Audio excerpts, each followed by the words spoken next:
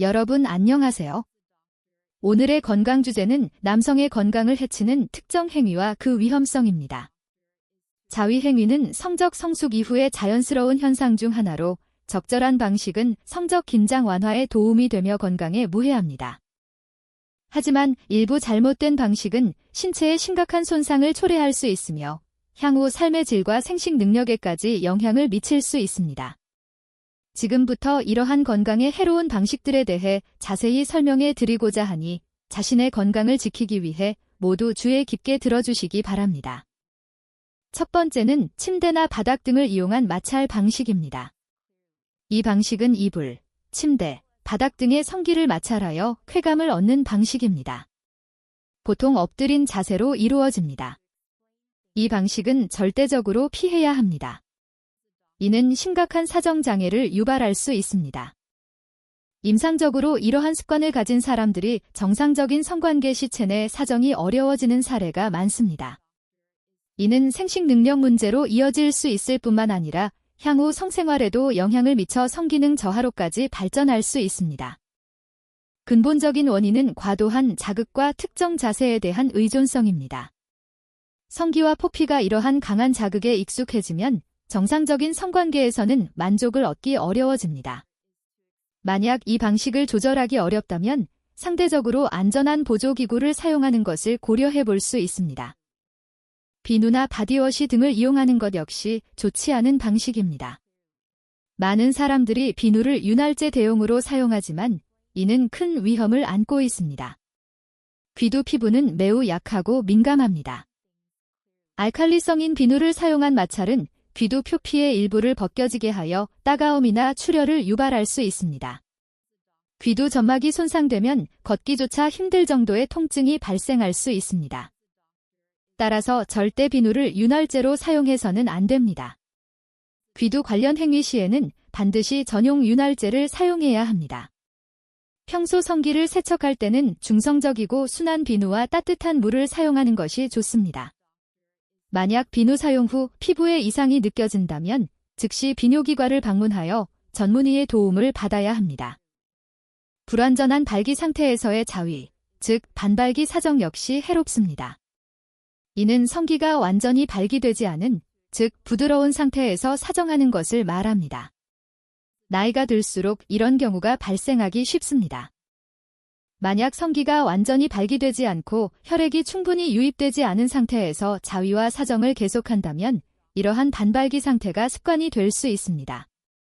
이는 결국 성관계 도중 성기가 약해지거나 조루 증상으로 이어질 수 있습니다.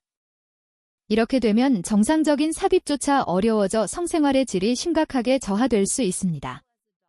따라서 이러한 방식은 반드시 피해야 하며 자위와 사정 시에는 항상 성기가 완전히 발기된 상태인지 확인해야 합니다. 다리를 뻗는 습관도 일부 사람들이 무의식 중에 가지게 되는 좋지 않은 습관입니다. 즉, 자위 시 다리를 곧게 펴는 행위입니다. 이것이 특별히 심각한 문제는 아니며 일반적인 자위에 큰 영향을 주지는 않습니다. 하지만 장기간 지속되면 다리를 곧게 펴지 않으면 발기가 어렵거나 오르가슴에 도달하기 힘든 상태가 될 수 있습니다.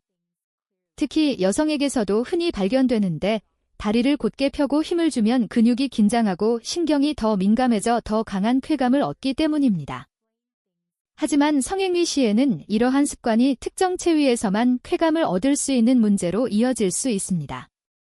이 습관을 개선하고 싶다면 다리를 편안하게 둔 상태에서 자위를 시도해보는 등 특정 자세에 대한 의존성에서 벗어나 다양한 방식을 경험해보는 것이 좋습니다. 사정을 억지로 참는 행위는 매우 위험합니다. 이는 사정 직전에 자극을 멈추고 정액이 배출되지 않도록 참는 행위를 말합니다. 이는 인체의 정상적인 작동 방식을 거스르는 것입니다. 장기간 지속되면 정액이 방광으로 역류하여 불사정증, 불임 등 심각한 문제를 야기할 수 있습니다. 또한 통증, 전립선 비대 및 염증, 혈정액, 배뇨 문제 등 다양한 악영향을 초래할 수 있습니다. 조루 문제를 개선하기 위해 이러한 방식으로 훈련하는 것은 절대 금물입니다. 대신 일상생활과 심리 상태를 조절하는 데 집중해야 합니다. 규칙적인 운동, 균형 잡힌 식단, 긍정적인 마음가짐을 유지하는 것이 조루 개선과 신체 건강에 효과적입니다. 요도 자극은 절대 시도해서는 안 됩니다. 이는 남성이 가느다란 물체를 요도에 삽입하는 방식의 자위를 말합니다.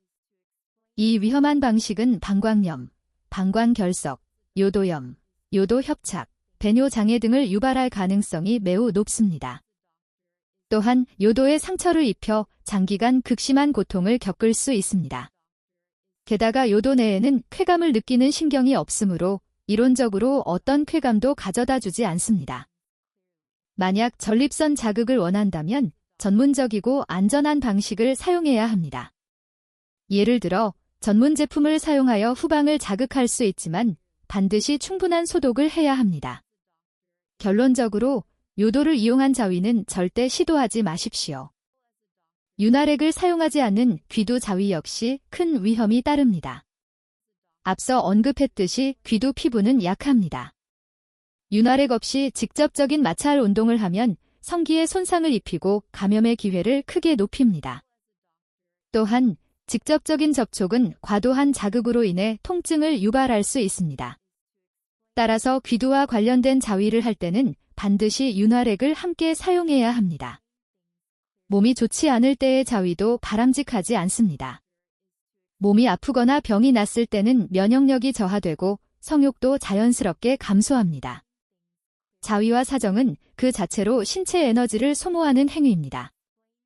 이러한 상황에서 무리하게 자위를 감행하면 체력 고갈, 심하면 허탈이나 실신에 이를 수 있으며 병세를 악화시킬 수 있습니다. 따라서 자위는 몸이 건강을 회복하고 기력이 충분할 때 하는 것이 좋습니다. 질식성 자위 행위, 즉 호흡을 억제하는 행위도 포함됩니다. 이는 오르가슴에 이를 때 의도적으로 호흡을 멈추어 뇌를 저산소 상태로 만드는 것입니다. 뇌가 가벼운 저산소 상태에 빠지면 흥분, 환각 등 정신적 이상 상태가 발생할 수 있습니다.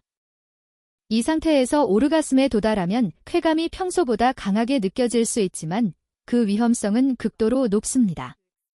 조금만 잘못되어도 사망에 이를 수 있습니다. 또한 이러한 쾌감에 익숙해져 중독되면 벗어나기 어렵습니다. 치명적이지 않더라도 뇌에 회복 불가능한 영구적인 손상을 초래할 수 있습니다.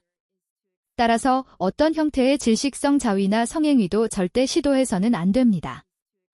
과음 후의 자위 역시 위험합니다. 과도한 음주는 성적 반응을 방해하여 성적 흥분이나 오르가슴과 같은 생리적 반응을 둔화시킵니다. 또한 혈압을 상승시키는데 고혈압 상태에서의 자위는 혈압을 더욱 높이고 심박수를 증가시켜 심장에 큰 부담을 줍니다. 이는 매우 위험합니다. 소량의 음주는 큰 영향이 없을 수 있지만 명백히 취한 상태라고 느껴진다면 자위를 삼가야 합니다. 자위는 정상적인 생리 현상이지만 반드시 올바른 방법을 따라야 합니다. 작은 문제가 큰 병이 되고 심각한 경우 돌이킬 수 없는 결과를 초래할 수 있음을 기억하십시오. 위에 언급된 건강에 해로운 방식들을 피하고 자신의 신체 건강을 소중히 지키시기 바랍니다. 이와 관련하여 궁금한 점이나 건강상의 문제가 발생했다면 언제든지 전문가와 상담하십시오.